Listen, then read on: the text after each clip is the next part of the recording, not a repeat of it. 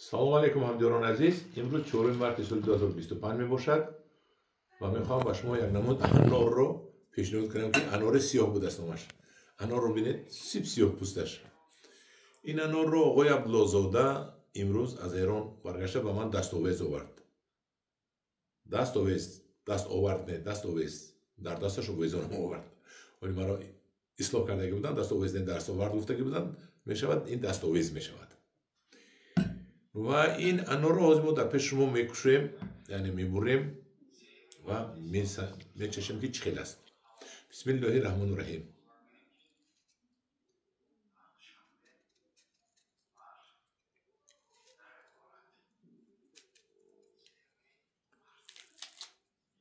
انار سیاه درونش سرخ حاضر میبینیم کنی چشمی رو.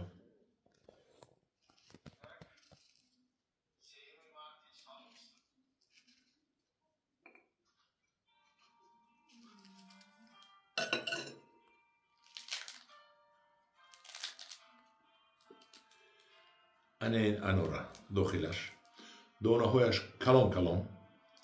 بسم الله الرحمن الرحیم. اکنون میچشیم و با شما میگیم که این انار سیاه چقدر است. این همه خیلی سیاه بوده است. در درخت هم خیلی سیاه میشده است. انار سیاه بوده است نامش. این رو باز میگویند که پوستش هم دارو. اکنون دانه‌اش رو مخورم چشیده بیدم چخیل و شما میگویم که همین چخیل انار باشد. بسم الله الرحمن الرحیم.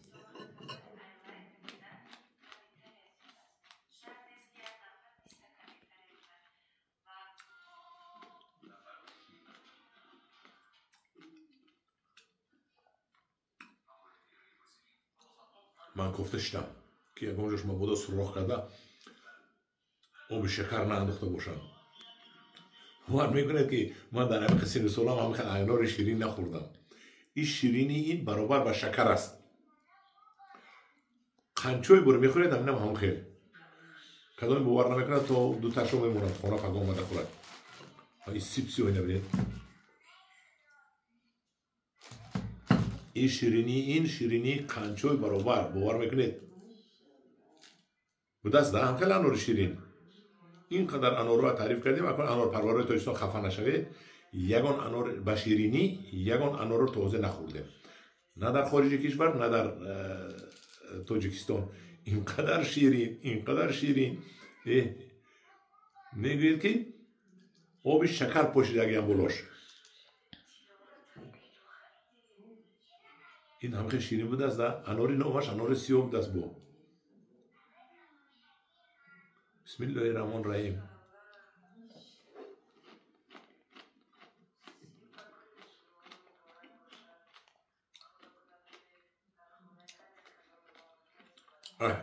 بای قدر شیرین. همدیران عزیز این بود از ما مرد است. انار با خشک شدگی است. بدنش معلوم که آبش خشک شدگی. این اگر 2 ماه پیش میخوردید یا 3 ماه پیش میخوردید این حال سیراب است. از انار بازاری ما گرید پرتوی دادن دانش سخت شدگی برای که آبش گریختگی است. آبش بخار شدگی. این هم سیر آب هم اینقدر شیرین. خیلی دیگر چی خیلی میگم که یک سخن میکنم گویا که شکر پاشتگی باشد بالا. این گویا که شکر پاشتگی باشد. اینقدر این انار سیاه شیرین بوده است.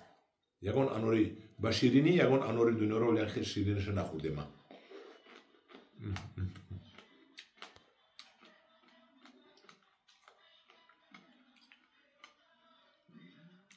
با من وعده کردن که 1 ماه پس اونجا خنک‌تر بوده است. 1 ماه پس حتما درخت این رو با من میبیارن. من خیال کردم که درختش رو آوردن. خرسند شدم که نه درخت این نبوده است. از من با شما دیگر چی نشون میدم.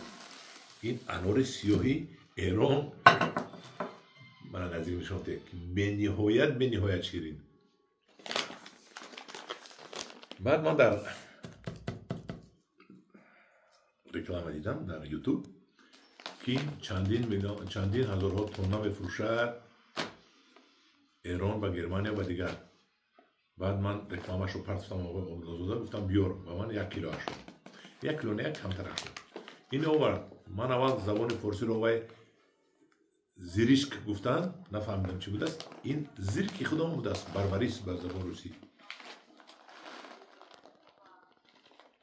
انا خیلی توزه کدگی بینید خیلی توزه کدگی بربریس. اگه اما انگت میگوین هوای باشد نه انگت دیگر این زیرک با تاجیکی زیرک میشود نه این رو گفت در آش میاندازیم با برنج میخوریم یعنی که زیرک من بربریس رو گوگل دست پیدا کردم تجربه کردم ترجمه کردم زیرک داد زیرک بعد نیهولی انار روان کرده گفتم خیلی وقت خوشی کردم که 4 دونه یک نیهول عجایب روی کرده که تنش پوری خور است زنگ زده که عبدالزاده رو پرسیدم که چی آوردی ماما خیلی کردم انار آورده گفتن که نه این همه نیهولی همین زیریشک است یعنی زیرک است من 4 دونه آوردم و من 2 دونهش کفایه فکر میکنم یکا دونهش رو میتونم به یکی از شماها تحفه کنم 2 دونهش رو